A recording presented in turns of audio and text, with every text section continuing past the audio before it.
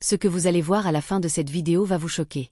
Parce que parfois, la pire trahison ne vient pas de vos ennemis, mais de la personne qui partage votre lit. Restez jusqu'à la fin. Vous ne serez plus jamais les mêmes après avoir entendu cette histoire. La nuit était calme, presque trop calme, comme si l'univers lui-même retenait son souffle. Isabella était assise seule dans la chambre, entourée de silence, serrant un oreiller contre elle pour se rassurer.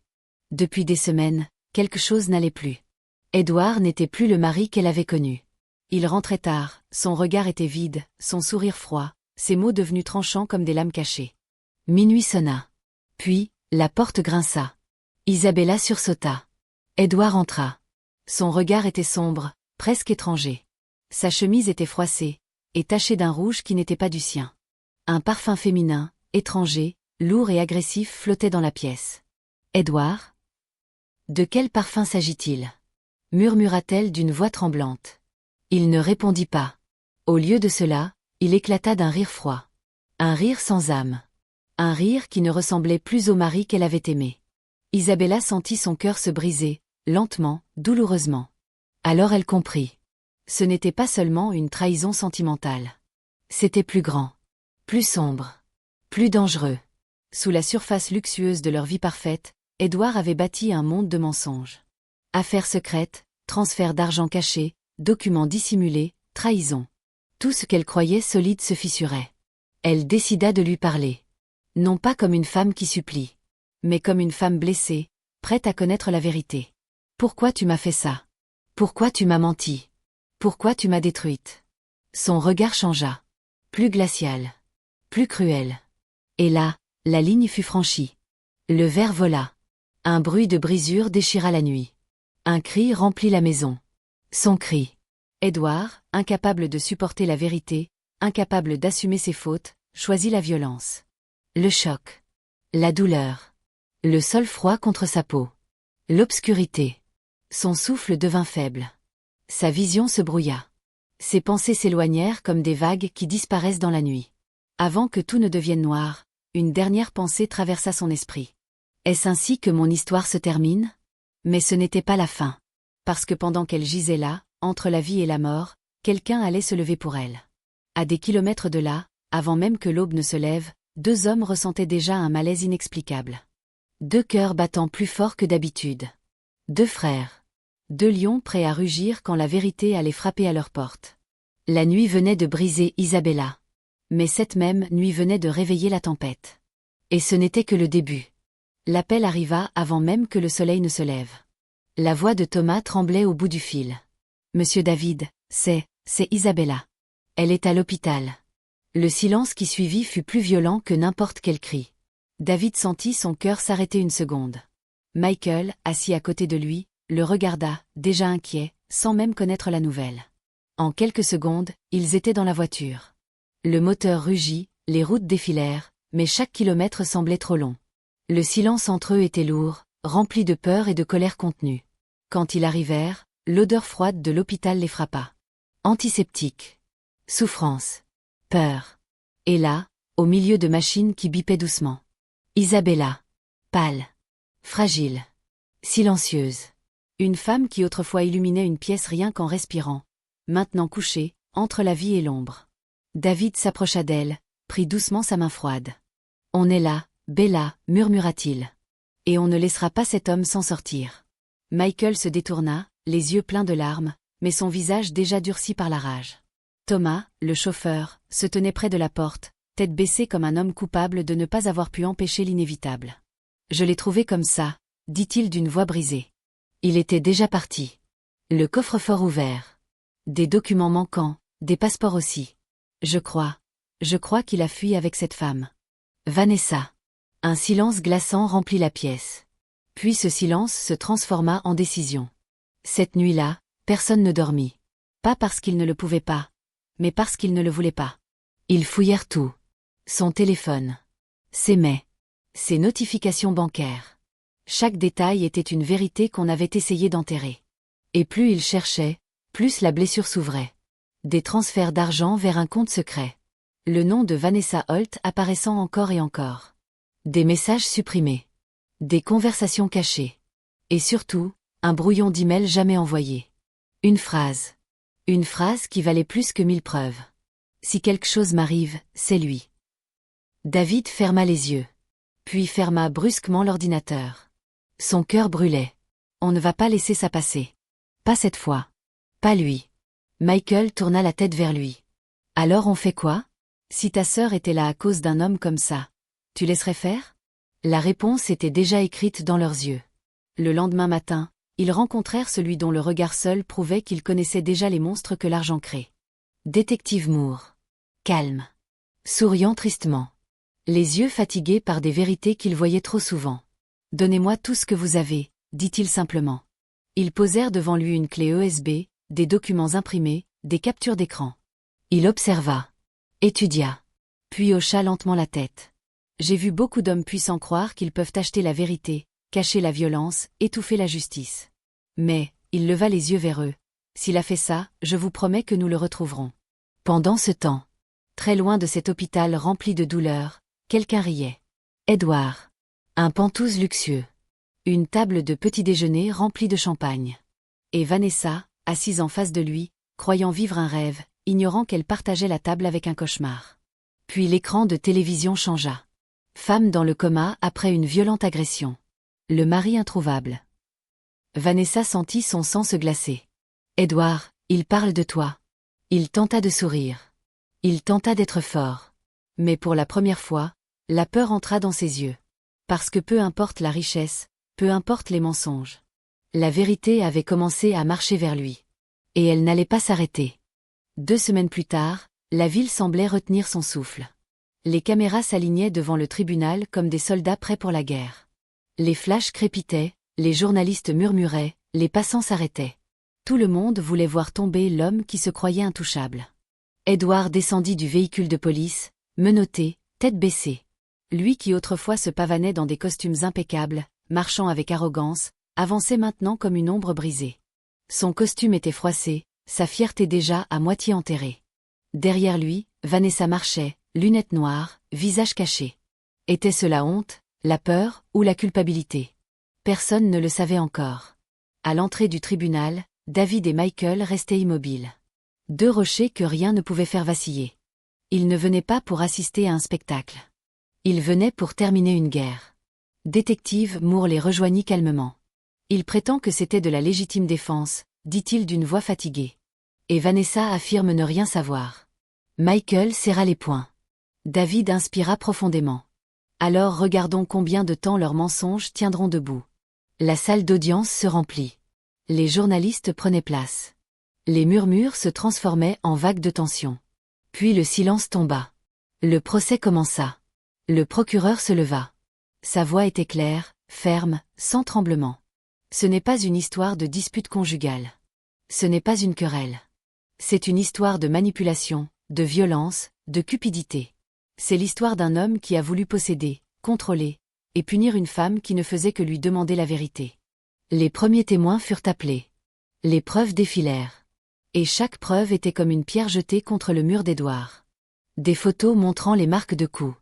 Des extraits bancaires révélant les transferts illégaux. Des conversations enregistrées, remplies de menaces déguisées. Puis vint Thomas. Le chauffeur entra, main tremblante, mais regard solide. Il leva la tête et parla. Je travaillais pour eux depuis des années. Madame Isabella, c'était une femme bonne. Lui, il avait changé. Cette nuit-là, j'ai entendu crier, puis plus rien. Quand je suis entrée, elle était au sol.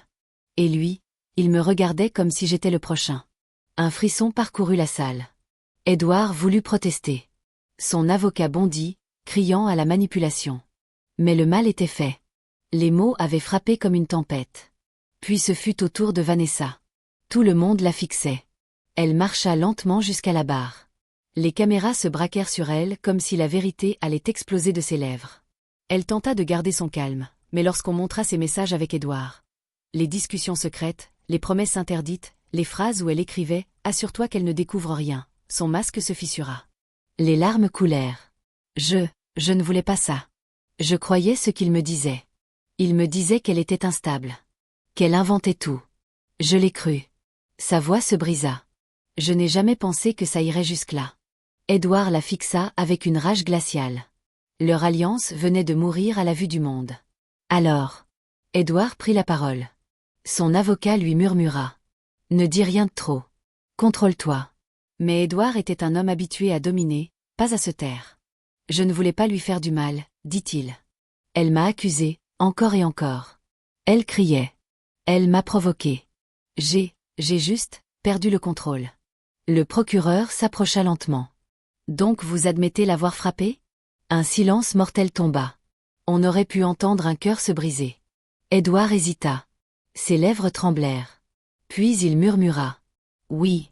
Il venait de signer sa chute. Les murmures éclatèrent. Les caméras explosèrent en flash. Les journalistes quittèrent la salle pour annoncer la bombe au monde entier.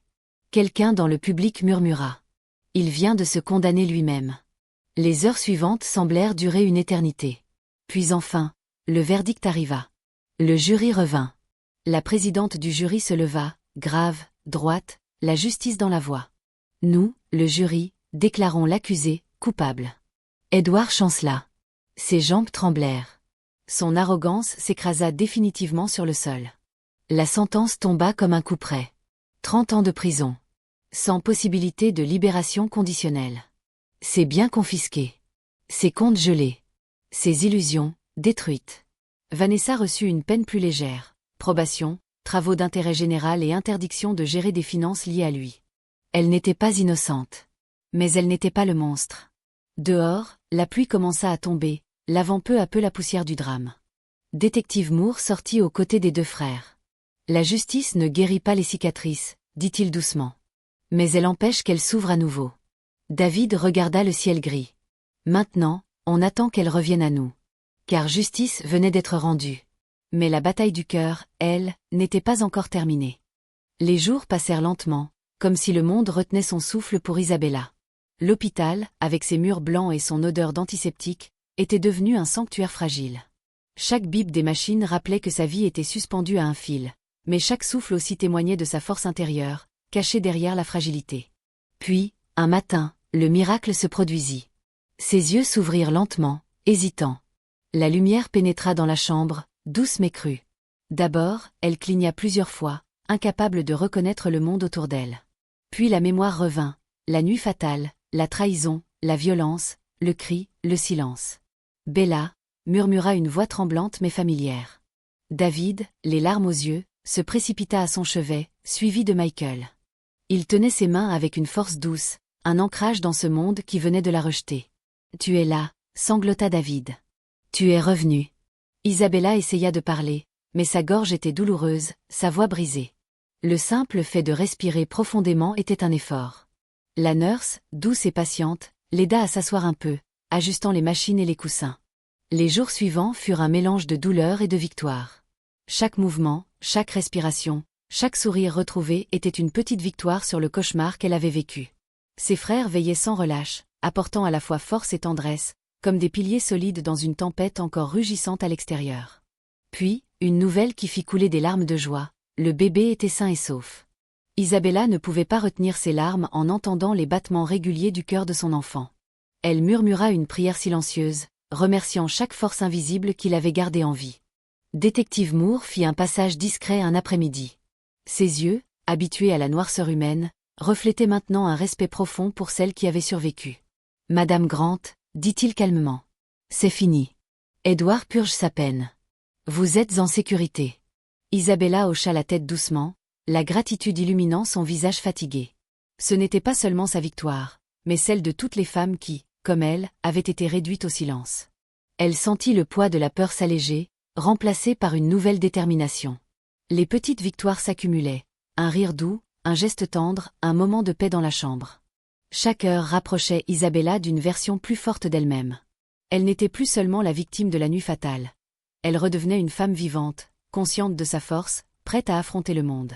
Et quand elle quitta enfin l'hôpital, entourée de ses frères et soutenue par leur amour inébranlable, ce n'était pas seulement un retour à la vie. C'était une renaissance. Fragile, certes, mais invincible. Isabella avait survécu à la trahison, à la douleur, et surtout, à la peur. Le monde extérieur l'attendait, et cette fois, elle n'avait pas peur. Elle avait appris que la vie pouvait être cruelle, mais que la résilience pouvait être encore plus puissante. Le soleil se leva sur la côte, répandant ses rayons dorés sur les petites rues calmes et l'océan qui scintillait comme un miroir infini. Isabella marchait lentement, tenant fermement les mains de David et de Michael. Chaque pas qu'elle faisait était un témoignage de survie, de courage et de renaissance. La femme que le monde croyait brisée avançait désormais avec détermination. Les journalistes tentaient de l'encercler, les caméras clignotaient. Mais Isabella ne ressentait ni peur ni colère. Elle marchait sereine, consciente que son histoire ne serait plus celle d'une victime, mais celle d'une survivante. Un symbole de résilience pour toutes les femmes qui avaient été réduites au silence. Quelques semaines plus tard, elle commença une nouvelle vie près de la mer. Elle suivit une thérapie, se reconnecta à elle-même, et décida de donner un sens à sa douleur. Isabella rejoignit une petite fondation dédiée aux femmes victimes de violences domestiques. Elle partageait son expérience, écoutait celles qui, comme elle, avaient été blessées, et leur montrait qu'il était possible de se relever, de reprendre sa vie en main. Lors de sa première conférence publique, face à une salle remplie de femmes attentives, elle parla avec une voix calme mais ferme. « Je pensais que ma vie s'était terminée cette nuit-là à l'hôpital. Mais la douleur ne m'a pas détruite. Elle m'a transformée. Ce que vous survivez devient votre force. Ce que vous traversez peut devenir votre lumière. » Les applaudissements furent intenses, mêlés de larmes et d'étreintes silencieuses. Isabella souriait, reconnaissante de pouvoir transformer la peur et la souffrance en espoir et action. La nuit tombée, seule sur son balcon, le vent marin caressait son visage. Elle posa la main sur son ventre, le bébé en sécurité, symbole vivant d'un futur libre de peur et de douleur. « Merci, murmura-t-elle. Merci de m'avoir laissé vivre à nouveau. » De l'autre côté de la ville, dans une cellule froide et silencieuse, Édouard regardait une ancienne émission de télévision. Le visage radieux d'Isabella illuminait l'écran. Pour la première fois depuis des années, la peur s'empara de lui. Il avait perdu tout contrôle, tout pouvoir, tout luxe. Son monde de mensonges s'était écroulé. « Tu es libre », murmura-t-il, mais la réponse ne vint pas. La vraie liberté n'était plus pour lui. Elle appartenait à Isabella. Et ainsi, la vie reprit son cours. Isabella, avec ses frères à ses côtés, se reconstruisit. La peur avait été vaincue, la douleur transformée en force, et la justice, enfin, avait rendu son dû. La femme que le monde croyait brisée renaissait, non plus seulement survivante, mais inspirante, prête à vivre pleinement, aimer de nouveau et illuminer le chemin de celles qui, comme elle, avaient connu les ténèbres. Parfois, ceux qui vous brisent finissent par révéler votre véritable force. Isabella en était la preuve vivante. Si cette histoire vous a touché, laissez un like, commentez votre moment préféré et surtout, abonnez-vous pour ne manquer aucune de nos prochaines vidéos. Chaque histoire compte, et chaque abonnement aide à faire vivre ces récits incroyables.